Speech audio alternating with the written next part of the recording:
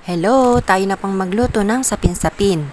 Pang merienda or pang almusal pwede. Una ko pong iniluto ang latik at nang mag-brown na po, hinango ko na po. At naglagay na po ako ng oil sa mga molder. 2 cups ng malakit powder. 1 cup ng rice powder. Half cup ng asukal na brown, light brown. Nilagyan ko din po ito ng gata, 2½ cups. Ang 1 cup po, pangalawang gata. Ang 1½ cup po, unang piga.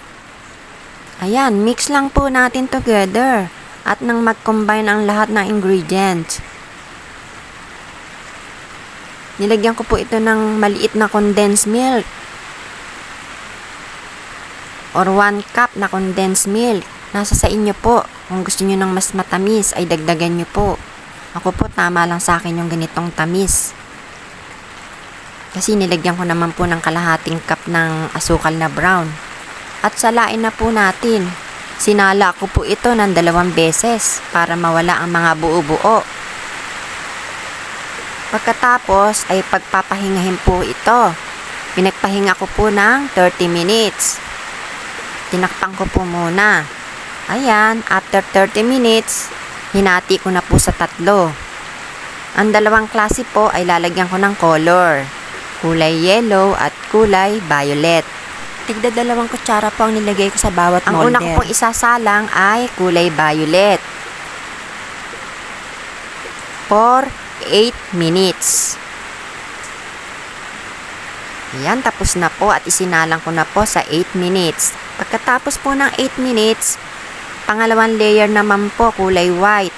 10 minutes naman po ito.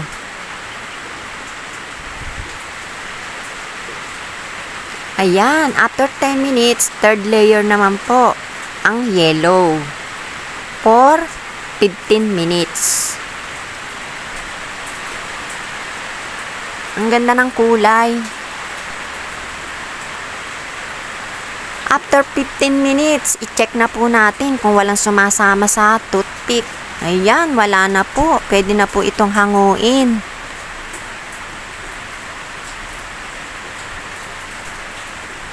Ito po ang unang salang. I-unmold na po natin. At pagkatapos, pag lumamig na, pwede nang tikman. Kung gusto nyong gumamit ng purong malakit, ay pwede naman po. Ayan, ang ganda ng color. Lagyan natin latik. Ayan, ang sarap. Maraming salamat po sa inyong panonood. Hanggang sa muli po. Bye-bye. Yummy, yummy.